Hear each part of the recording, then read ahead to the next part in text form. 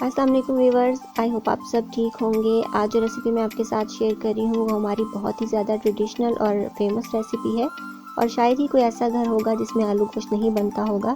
तो इस तरीके से आलू गोश्त बहुत ही ज़्यादा टेस्टी बनता है, आप ज़रूर इसको एंड तक फॉलो कीजिएगा। 1 किलो बीफ लिया है मैंने, उसके अंदर मैं 4 से 5 गिलास पानी ऐड कर दूँगी। और अगर आप कुकर में बनाएंगे तो पानी कम यूज़ करेंगे। मैं इसको पैन में बना रही हूँ तो इसलिए पानी ज़्यादा डाल रही हूँ। तो नीचे मैंने फ्लेम ऑन कर दिया है। पानी साथ साथ गर्म हो रहा है तो हम साथ में ऐड कर देंगे 2 अदद प्याज। अगर आप गोश्त ज़्यादा यूज़ करें तो आप प्याज भी डेफिनेटली इसमें बढ़ाएंगे। तो 1 टेबलस्पून भर के मैंने डाल दिया है अदरक का पेस्ट और 1 टेबलस्पून ही भर के डाल दिया है मैंने लहसुन का पेस्ट। और 2 अदद टमाटर मैंने चॉप करके इसके अंदर डाल दिए हैं। थोड़ी सी हरी मिर्चें डालूंगी इसमें, 4 से 5 अदद जो मैंने चॉप करके डाल दी हैं। आप चाहें तो पेस्ट भी बना के डाल सकते हैं, लेकिन ये बहुत अच्छे तरीके से पक जाएंगी। गोश्त गलेगा तो ये भी साथ में सॉफ्ट हो जाएंगी। तो अब मैं साबुत मसाले डाल रही हूँ। 1 दालचीनी का टुकड़ा, 1 बड़ी इलायची और 1 टीस्पून मैंने ज़ीरा लिया है और थोड़े से लौंग डाले हैं मैंने, तकरीबन 4 से 5 अदद। तो ये साबुत मसालों के बाद मैं डाल रही हूँ इसमें 1 टेबलस्पून इसमें डाली है रेड मिर्च पाउडर, 1 टेबलस्पून नमक और हाफ टेबलस्पून डाली है हल्दी। तो इन सारी चीज़ों को ऐड करने के बाद हम इसको मिक्स कर देंगे अच्छे तरीके से। और मिक्सिंग करने के बाद इसको मैंने ढक दिया है, कवर कर दिया है।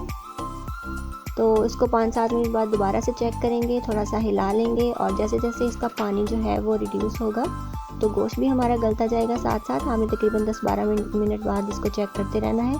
तो ये पानी ड्राई हो चुका है। गोश्त को आप चेक कीजिए, अगर गोश्त सॉफ्ट है तो आप इसको भून लीजिए। तो ये गोश्त सॉफ्ट हो गया था, पानी भी ड्राई हो चुका है। इसके अंदर ऐड करेंगे अब कुकिंग ऑयल।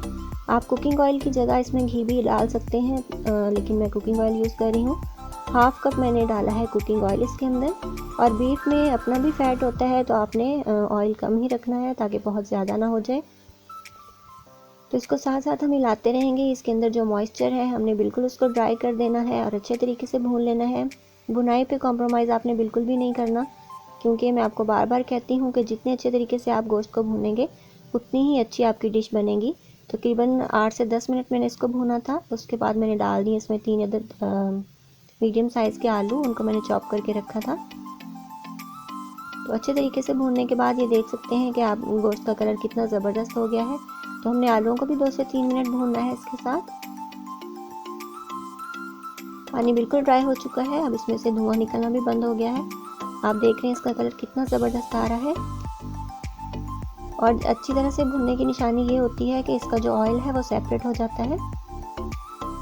हम इसको साथ साथ हिलाते रहेंगे ताकि ये नीचे ना लगे। तो अच्छे तरीके से भूनने के बाद हम इसमें शोरबा बनाने के लिए 3 गिलास पानी ऐड कर देंगे। पानी आप अपनी मर्ज़ी के मुताबिक कम ज़्यादा कर सकते हैं। अगर आप थिक ज़्यादा पसंद करते हैं या थिक रखना चाहते हैं तो आप कम पानी डालें। तो ये बहुत ज़्यादा थिक भी नहीं अच्छा लगता और बहुत ज़्यादा पतला भी नहीं। तो मैंने 3 गिलास पानी के ऐड किए हैं इसके अंदर, क्योंकि पानी पकेगा, थोड़ा सा रिड्यूस होगा तो उसमें हमें जो है वो अच्छा सा शोरबा चाहिए। तो मैंने 3 गिलास पानी डाला है। तो इसको तकरीबन 10 से 12 मिनट हमने ढक दिया था। आलू अच्छे तरीके से गल चुके हैं, आंच हमारी मीडियम थी, ये रेडी हो चुका है। अब एंड पे हम डाल रहे हैं इसके अंदर 1 टीस्पून ड्राई मेथी, जो कसूरी मेथी है वो। मेथी से बहुत ही अच्छी खुशबू आती है, आप इसको ज़रूर डाल के देखिए। अगर आप नहीं यूज़ करते तो ज़रूर करके देखिएगा कि कितनी अच्छी खुशबू देती है। हाफ टी स्पून मैंने डाला है इसमें गरम मसाला पाउडर। ये चीज़ें एंड पे ज़रूर डालिएगा ताकि आपका जो आलू गोश्त है वो बहुत ही ज़्यादा टेस्टी बने। तो इसको थोड़ा सा मैं मिक्स करूँगी और इसके अंदर डाल दूँगी मैंने हरा धनिया काट के रखा हुआ था धो के, जो लाजमी होता है हमारी हर डिश के लिए, बहुत ही ज़्यादा अच्छा सा एरोमा देता है और डिश जो है वो देखने में भी बहुत ही खूबसूरत लगती है। तो ये मैंने धनिया डाल दिया है। तो ये ठंडा होने के बाद मैं आपको इसकी लुक चेक करवा रही हूँ कि कितनी ज़बरदस्त ऊपर तरी आई है, बहुत ही अच्छी से खुशबू आ रही है। आप इसको बनाएंगे तो आप देखेंगे कि इसकी खुशबू पूरे घर में फैल जाती है, इतना टेस्टी ये बनता है इस तरीके से। और मेरे चैनल पे ऑलरेडी आलू गोश्त की रेसिपी है, वो मैं नीचे लिंक दे दूँगी, आप ज़रूर उसको चेक कीजिएगा। थोड़ी सी टेक्निक डिफरेंट होती है और हमारी डिश बहुत ही टेस्टी और बहुत ही डिफरेंट बनती है। तो आप उस रेसिपी को भी ज़रूर देखिएगा।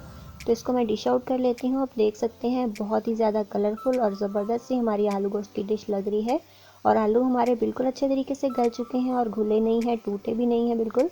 तो आपने इस चीज़ का ध्यान रखना होता है कि आपकी चीज़ गल भी जाए और टूटे भी नहीं, उसकी शेप भी ख़राब ना हो। तो ऑब्वियसली अगर सब्जियां बहुत ज़्यादा ओवर कुक हो जाती हैं तो वो टूट जाती हैं और उनमें जो उनकी न्यूट्रिशियस वैल्यू है वो भी ख़त्म हो जाती है। तो इस तरीके से आप बनाएंगे तो बहुत ही टेस्टी आपकी डिश बनेगी। तो आई होप आप आज की रेसिपी अच्छी लगी होगी। अगर आपको मेरी वीडियोस अच्छी लगती हैं तो चैनल को जल्दी से सब्सक्राइब कीजिए, मुझे दुआ में याद रखिए। मिलेंगे इंशाल्लाह नेक्स्ट वीडियो में किसी बहुत ही टेस्टी सी, डिलीशियस और ईजी सी रेसिपी के साथ। Till then take care, good bye, अल्लाह हाफिज़।